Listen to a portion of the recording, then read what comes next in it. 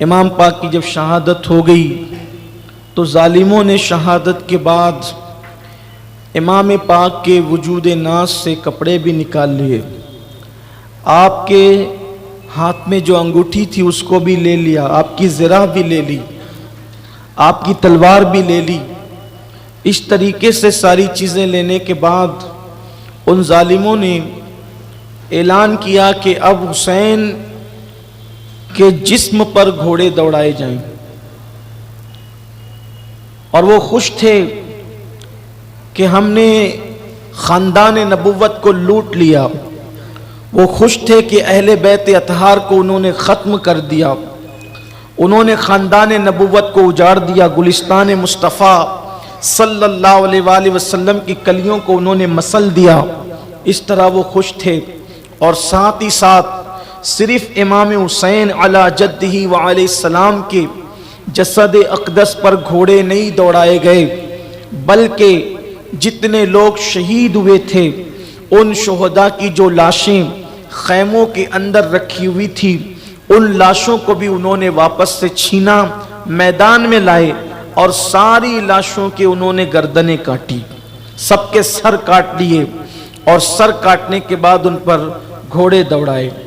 اہل سنت کی معتبر کتب کے اندر یہ بات موجود ہے، امام جلال الدین سیوطی ہوں، امام ابن حجر ہوں، اسی طریقے سے اور بھی ہمارے جو بزرگ حضرت شاہ عبدالعزیز ہوں، حضرت مولانا حسن بریلوی ہو، اس طرح کے کئی بزرگوں نے یہ بات لکھی اپنی اپنی کتابوں میں کہ جس وقت امام عرش مقام امام حسین علی جدہ وعلیہ السلام کے سر انور کو تن سے جدا کیا گیا تو اسی وقت سورج کو گہن لگ گیا، سورج گہنا گیا، اور ایسا اندھیرا چھایا کہ دن کے وقت میں تارے نظر آنے لگے، دن کے وقت تارے دکھنے لگے، دن کے وقت رات کا سما پیدا ہو گیا، اور اس کے بعد خون کی برسات ہونے لگی۔ تاریخ میں آتا ہے کہ 3 دن تک خون کی برسات ہوئی، اور بعض لوگوں نے لکھا کہ 7 دن تک خون کی برسات ہوئی، اور یہ جو برسات ہوئی خون کی تو یہ جن کپڑوں کے اوپر یہ خون گرا تو وہ کپڑے پھٹتے پھٹ گئے، ریزہ ریزہ ہو گئے، لیکن وہ خون کا اثر نہ گیا۔ لوگوں کے مٹکے، لوگوں کے برتن خون سے بھر گئے، دیواروں پر خون کا اثر آ گیا۔ امام سیوطی لکھتے ہیں کہ بیت المقدس میں، ملک شام میں جو بھی پتھر ان دنوں ہٹایا جاتا اس کے نیچے سے تازہ خون نکلتا ہوا نظر آتا۔ یہاں صرف یہ بات کہنا چاہتا ہوں کہ جب لوگ یہ کہتے ہیں کہ اور بھی تو شہادتیں ہوئی ہے، شہادت حسین کا اتنا چرچا کیوں ہے، تو یہ بات کہی جا سکتی ہے کہ ساری شہادتیں عظمت والی، بزرگی والی، قابل احترام ہے، لیکن کیا کسی شہادت پر اللہ نے اتنے غضب کا اظہار فرمایا، اللہ نے اتنے جلال کا اظہار فرمایا؟ رب تبارک و تعالیٰ کی طرف سے اس طرح کی اتنی کثیر نشانیاں ظاہر ہوئی، اللہ تبارک و تعالیٰ نے آسمان کو سرخ کر دیا۔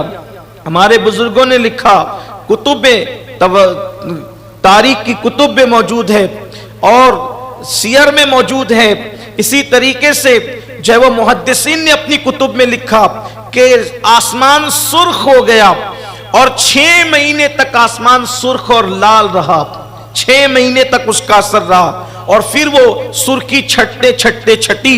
امام سیوطی لکھتے ہیں، سید محمود آلوسی نے لکھا کہ وہ جب چھٹی ہے تو پھر اب جو شفق کے ساتھ جو مخصوص سرخی نظر آتی ہے یہ وہی واقعہ کربلا کی نشانی ہے۔ شفق کے ساتھ اس طرح کی سرخی کربلا کے واقعے سے پہلے نہیں دیکھی جاتی تھی، یہ واقعہ کربلا کی بات کی نشانی ہے۔ یعنی کہ اگر کوئی یہ سمجھتا ہے کہ میں محفل حسین سجا کر کسی پہ احسان کرتا ہوں، یا ذکر حسین یا یاد حسین کر کے میں کسی پہ احسان کرتا ہوں، تو یاد رکھیں 10 दिन, 3 दिन, 5 दिन की ये महफिलें लोग करते हैं यादगार के तौर पर, लेकिन शफक के साथ कुदरत रोजाना शाम को सुर्खी जाहिर करके बताती है। कोई याद हुसैन करे न करे, करबला की याद रोजाना शफक के साथ सुर्खी की शक्ल में कुदरत जाहिर कर रही है और लोग उसको याद करते रहेंगे। अल्लाह अकबर। खून बरसा, आसमान सुर्ख हो गया, दिन के वक्त तारे नजर आने लगे, सूरज को गहन लग गया और वो बदबख्त, चूंकि जब कुदरत किसी की अक्ल पे पर्दा डाल देती है, कहा जाता है कि खुदा जब दीन लेता है तो अक्लें छीन लेता है, सुझाई नहीं देता, दिखाई नहीं देता, समझ में नहीं आता। अबू जहल ने चांद के 2 टुकड़े होते हुए देखा, लेकिन वो ईमान नहीं लाया। अल्लाह अकबर। कई मोजज़ात उन लोगों ने देखे, ईमान नहीं लाए, समझ में नहीं आती थी बातें। खून की बरसात हो रही है, कुछ तो होश आ जाता, कुछ तो समझ में आ जाता, नहीं समझे। उधर वो लोग अल्लाह अकबर उसी पर बस नहीं करते, बल्कि एक तरफ लाशों पर घोड़े दौड़ा रहे हैं, लाशों को कुचल रहे हैं, और दूसरी तरफ चंद बदबख्त आते हैं, खैमों को आग लगा देते हैं। जिसमें बीवियां थी उन खैमों को आग लगा दी गई। और आग लगाने के बाद सैयदा ज़ैनब खुद फरमाती हैं, यजीदियों के साथ एक शख्स था जिसका नाम हमीद बिन मुस्लिम था। वो कहता है कि जब खैमों को आग लगा दी गई और खैमे जलने लगे तो कैफियत ये हुई कि फिर चंद बदबख्त बढ़े और बढ़ने के बाद सकीना और जो दूसरी सैदानियां सैयदजादियां थी उनके ज़ेवरात वो छीनने लगे। नन्ही सी 7 साल की शहजादी सकीना, उनकी बालियां ऐसे छीनी कि कान कट गए, और वो जो कान कटे, तारीख में आता है कि आखिरी दम तक सैयदा सकीना के कान वैसे कटे रहे, खून की फुवारें निकलने लगी। और सैयदा सकीना ने सोचा कि मैं अपना तारुफ करा दूंगी तो शायद ये लोग मुझ पे रहम करेंगे, इसलिए कि मुसलमान है, बहैसियत मुस्लिम कम से कम यतीमों के लिए तो इनके दिल में नरमी होगी। तो सैयदा सकीना ने कहा, बाली सकीना ने, शहजादी सकीना ने कहा, रहम करो हम पर, हम अहले बैत हैं। और फिर कहा कि मैं हुसैन की यतीम बेटी हूँ, मेरे बाबा का इंतकाल हो गया, मैं हुसैन की यतीम बेटी हूँ। इतना सुनने के बाद उन जालिमों ने सैयदा सकीना के चेहरे पे तमाचे मारना शुरू किए, बीबी पाक के साथ ये सलूक किया। अल्लाह अकबर। और फिर सैदानियों के जेवरात छीने, हत्ता के अली असगर का झूला तक लूट ले गए। सैयदा ज़ैनब फरमाती हैं कि एक चमड़े के बिस्तर पर जो है वो हज़रत इमाम ज़ैनुल आबिदीन बीमार जो है वो बेहोश पड़े हुए थे, उन जालिमों ने वो चमड़े का बिस्तर तक छीन लिया, उनके नीचे से खींच लिया। अल्लाह अकबर। और फिर इसी पे बस नहीं किया, उन लोगों ने बीबियों की चादरें तक छीन ली। चादर छीनने की रिवायत तो उस्ताद ज़मन ने भी लिखी और भी बुजुर्गों ने लिखी कि चादरें तक छीन ली गई। सैयदा ज़ैनब ने कहा, बदबख्तों, हम नबी की बेटियां हैं, हमारे साथ क्या सलूक कर रहे हो? लेकिन उन्होंने एक न सुनी और खैमे में आग लगा दी। अब जिसमें बच्चे बैठे हुए थे, जिसमें खवातीन बैठी हुई थी, उस पे भी आग लग गई। आग लग गई तो हमीद बिन मुस्लिम कहता है कि मैंने देखा कि सारी बच्चियां, बच्चे जो छोटे छोटे थे, खवातीन, वो खेमे के बाहर निकल गई। एक बीबी साहिबा थी, कहता है कि चूंकि दुपट्टा तो छीन लिया गया था, जिसका चेहरा चांद की तरह चमकता था, वो कभी जलते हुए खेमों की कनात पर चलते हुए अंदर जाती थी, कभी बाहर आती, कभी अंदर जाती थी, कभी बाहर आती थी। मैंने उस बीबी से पूछा, बीबी क्या तुझे इस आग से डर नहीं लगता? ये जो तू आग पे चलती इधर अंदर आती जाती है। उसने कहा, क्या करूं, मेरा बीमार भतीजा अंदर बेहोश है और मेरी जान है वो, और मेरे भाई हुसैन की आखिरी निशानी है। अगर वो जल गया और उसका खात्मा हो गया तो हुसैनी नस्ल किससे चलेगी? تو کبھی اندر جاتی ہوں کبھی باہر آتی ہوں.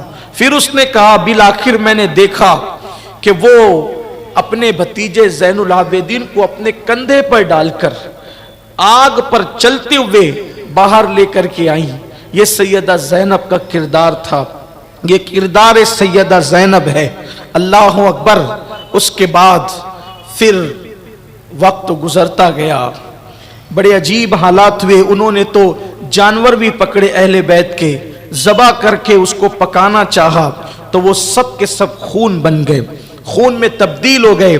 اب وہ انتظار کر رہے تھے کہ صبح ہو تو صبح کے وقت یہ قافلہ یہاں سے نکلے، اور شام ہونے سے پہلے پہلے انہوں نے ساری گردنیں کاٹ کر اس سروں کو نیزے پر بلند کیا، اور جو بڑے بڑے ان کے لوگ تھے ان کے ساتھ ان سروں کو کربلا سے کوفہ کی طرف روانہ کر دیا. چونکہ کوفہ اور کربلا میں کوئی زیادہ فاصلہ نہیں ہے تو وہ سر لے کر 72 سر لے کر وہ کوفہ کی طرف روانہ ہو گئے. اللہ اکبر. ادھر کٹی پٹی لاشیں ہیں، اور پھر جب دن گزرتا ہے تو دن گزرنے کے بعد شام شروع ہوتی ہے. کہتے ہیں کہ مسافروں کی شام بھی بڑی عجیب ہوتی ہے. جب سیدہ زینب پاک اللہ اکبر جلتے ہوئے خیموں کو دیکھتی ہے تو سوچتی ہے کل تک یہی خیمے تو تھے جو جوان بیٹوں سے، بھتیجوں سے، بھانجوں سے، بھائیوں سے جگجگا رہے تھے، جگمگا رہے تھے. خیمے بھی سونے ہو گئے، خیمے بھی جل گئے.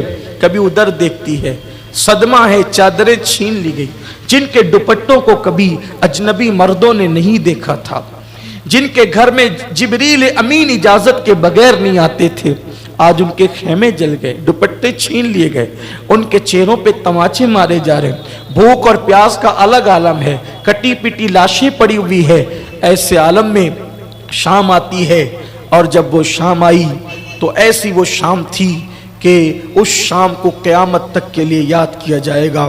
مورخین نے اس کو شام غریباں لکھا ہے. اللہ اکبر. پھر کیا ہوا؟ خیمے جلتے جلتے جو بجھ گئے تھے ریت میں، تو وہ خیمے کی کناتیں بیویاں اپنے سر پہ ڈال کر اپنے بالوں کو چھپاتی تھی تاکہ کم سے کم بالوں کو پردے میں کر لیں. یہ ان کی غیرت کا حال تھا، یہ ان کی غیرت کی کیفیت تھی. ننھے ننھے بچے، ایک ادھر سناٹا، ہواؤں کی سنسناہٹ آتی تو بچے ماؤں سے لپٹ کر سہم جاتے. کوئی بے ہوش ہو رہا ہے، کوئی گر رہا ہے، کوئی رو رہا ہے. اب سیدہ زینب کی ذمہ داری بڑھ گئی، اس لیے کہ کل تک سالار قافلہ قافلے کے ساتھ تھے، سالار قافلہ بھی چل بسا. اب کوئی جوان تندرست تو ہے بھی نہیں. اب سیدہ زینب کو سب کا کردار نبھانا ہے. کبھی حسین، کبھی فاطمہ، کبھی زینب، کبھی حسین، کبھی فاطمہ، کبھی زینب. جیسا وقت پڑا ویسی بن گئی زینب. ماں کا کردار بھی زینب نبھائے، حسین پاک کا کردار بھی زینب. کیا حوصلہ قدرت نے دیا تھا، کیا ہمت دی تھی قدرت نے. سیدہ زینب پاک، شام کا وقت ہے، کوئی لپٹ کے روتا ہے، کوئی بے ہوش ہوتا ہے، تسلیاں دیتی ہے. وہ شام دھیرے دھیرے جب اپنی سیاہ زلفوں کو عرض کربلا پر بکھیرتی ہے تو وہی شام رات میں تبدیل ہو جاتی ہے. اور جب وہ شام رات میں تبدیل ہوئی تو پھر اب دن کا انتظار تھا. ادھر وہ بدبخت شراب و کباب میں مصروف ہو گئے، ایک دوسرے کے ساتھ ہنسی کھیل کرنے لگے.